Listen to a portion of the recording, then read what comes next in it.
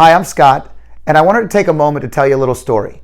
You know, we sit in this boardroom all the time and we have great client conversations. And the most recent client conversation that really struck a chord with me as both a financial advisor and an employer, and just being on their side of the table and understanding what they're going through, it was a great reminder and a great conversation starter for us to have on the video. And so what I wanted to talk about is this individual is about 60 years old and they've been at the same company for 25, 35 years. And they started to talk a little bit about how they had the last chapter of work. And it was their last 5 to 7 years of work. And they really needed to maximize those last several years. And so we started talking about different things. And the things that came up in the conversation were things like, you know, I think like an owner. I'm in there all the time. I really love what I do and I don't want to change. I don't want to find a new job or a new company to work for the last 5 to 7 years of my career, but I really don't feel like I'm appreciated. I don't know that I'm feeling valued. And we went through a couple of things and I asked a couple questions. Number one, well, tell me about your income. Well, I don't know exactly what it is. Well, tell me what the last couple years have looked like. When was the last time you got a raise? And well, I've gotten raises. And so we went through this, but it was very vague. So the next day I get a phone call and they had pulled their Social Security statements and looked at the increases year over year. And in 19 years, let's just say that there hadn't been a significant increase. It was a very insignificant increase. Enough that I said, listen, from what you told me, there's a couple of things that we need to be aware of.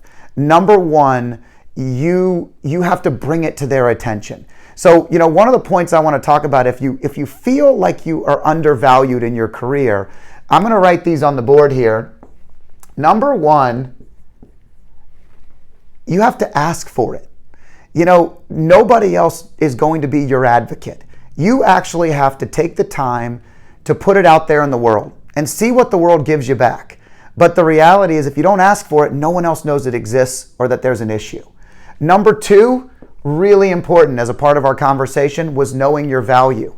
The truth is, a lot of times we don't value ourselves as much as we probably should. And that's the real reason that there's a disconnect. So if we ask and we really carry that value and we're sure of it, I'm pretty sure that they're going to feel the same way. So I'm going to write value up here. Number three is really important, all right? Relationships are something we talk about all the time, but this is a key component. Money is something that a lot of people act like, oh, I don't want to talk about money. I don't care about money. Money doesn't matter to me. Well, guess what? It's like all relationships. If you ignore it, if you don't have a relationship with it at all, and you don't know what you earn, and you don't know what you save, and there's no plan, and it goes both ways, because if you make a lot of money and you don't know what you spend, and you don't pay attention to where it's going, without having a relationship with money, guess what? It usually ends up in a bad spot. Ignoring a relationship doesn't nurture and develop that relationship. So not having a relationship with money usually means there's going to be a negative result in the end. Now, you may be lucky and have earned enough to outwit the relationship, but I usually seriously don't see that very often. So we're going to put relationship. And hopefully I spell it right, which I did. I write horribly, but that's okay. The nuns won't be too mad at me now. Ultimately, you know, after having that conversation, I encouraged this individual to go back to their employer and I told them to use some of the words they used with me. And this is really important. What are some of those words? Number one is time. How much time do I save you as my employer? How much time am I providing for you to not miss soccer practices for your children or to not miss anything? What is my value to you and what is the time that I'm giving back to you? Also, really understanding their value and being confident. I also told them not to say a number, because when you don't say a number, you let the other person help determine and evaluate what that value really is. I got a follow-up phone call and the appointment went really well. They got a significant increase in salary and they're ecstatic that they asked. And I felt very comfortable with the advice that we had given. But more importantly, I felt very comfortable that this person, they love what they do. They didn't want to go anywhere. It's a win-win. The employer wins, the employee wins. And that lack of relationship with money is something that, over time can really add up. $10,000 a year in an increase in pay if you deserved it, the dollar amount starts to add up significantly and it compounds. So a decision today can significantly affect your financial stability of tomorrow.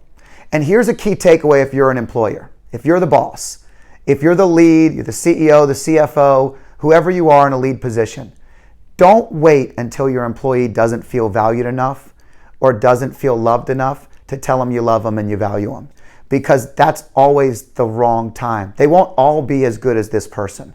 They won't all be there when you wake up and you know that you want them. I guarantee that this individual is such a key component to their employer that their name comes up in a multitude of meetings for years before because they identify that they know this needs to be addressed.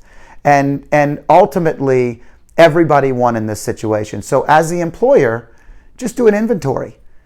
It's okay to value the people that value you and value your business and value your clients. So I'm Scott Danner with Freedom Street Partners. The relationship with money needs to be nurtured, not ignored. And I think we can do a couple more videos on this topic in the future, but today I'll leave that right there. Hope you enjoyed it.